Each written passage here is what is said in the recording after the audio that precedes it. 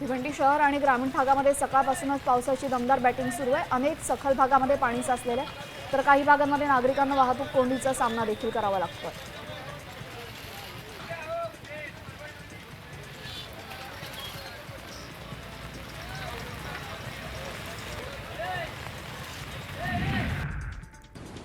मुसळधार पावसामुळे बदलापूर शहरामधून वाहणाऱ्या उल्हास नदीच्या पाणी पातळीमध्ये वाढ झाली। उल्हास नदी दुथडीवरून वाहते, तसंच पालिका प्रशासनानं उल्हास नदीच्या किनारी राहणाऱ्या नागरिकांना सतर्कतेचा इशारा दिलेला आहे।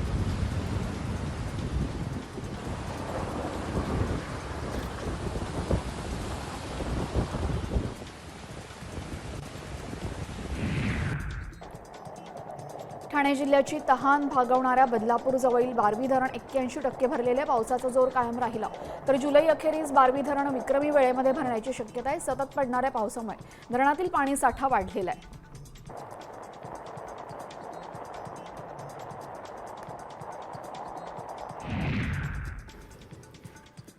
अंबरनाथच्या वांगणीमधील एकविरा नगरमध्ये रस्त्यांची दुरवस्था पाहायला मिळते। या रस्त्याची अक्षरशः चाळण झालेली आहे। नागरिकांनी याबाबत तक्रार केल्यानंतर ग्रामपंचायत प्रशासनानं या ठिकाणी खडी टाकलेली, मात्र खडीचे ढिगारे तसेच असल्यानं इथल्या नागरिकांच्या त्रासामध्ये आणखीन भर पडलेली आहे।